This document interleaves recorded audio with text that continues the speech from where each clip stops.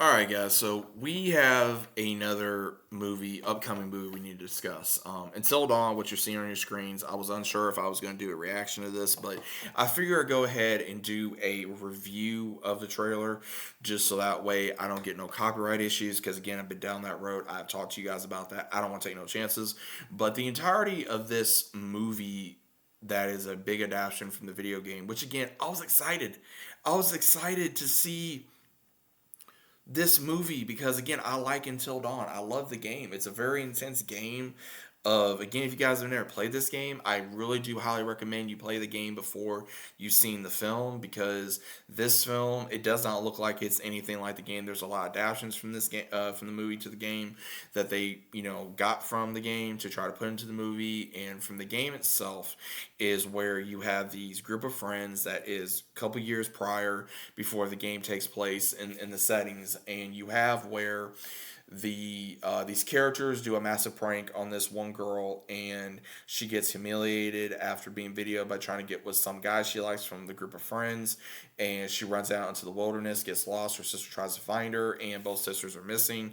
The brother has been trying to find them. Same thing with the friends. They've had no luck, and they try to go back to the ski lodge however long after. And there's been a lot of issues where you have these bunch of different friends that have either hooked up with one another, or they know about what happened. They're trying to make, nice with their friend, and they start having issues with getting attacked by this unknown monster and this unknown slasher. And we find out that the slasher is actually the friend that lost his sisters, and he's doing this to get revenge on his friends. To where I don't think he wanted to kill them. I think he, if I remember correctly, he just really wanted to scare them and really test them about how it is to be humiliated, and that's what he was wanting to do. And I think he had a split personality or bipolar or something. I can't remember. And then they actually had to deal with a Wendigo as well. So that was the main threat, was the Wendigo, and they do show the Wendigo in this film. They show the slasher as well, but it doesn't seem nothing like they actually wanted to do with the game that they put into the film. Same deal. These friends go to a ski lodge, and they go to try to enjoy their time, and they notice that there's a lot of missing people, and they interact with all these different entities and slashers. They die, and then they get reset, like, okay, what happened?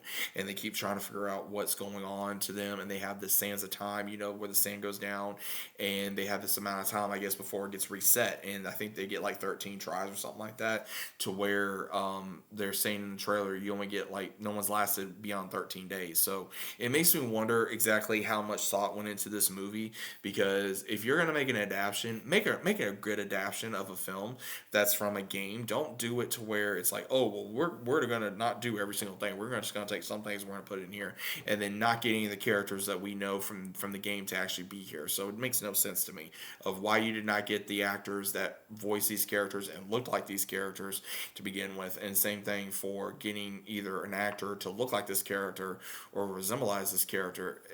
Again, guys, you guys should know me if you've been following me long enough, to where I am very, very much set on a character or an actor looking like the character. Because if it's not, I'm sorry, I'm not going to be for it. I'm not going to be for it.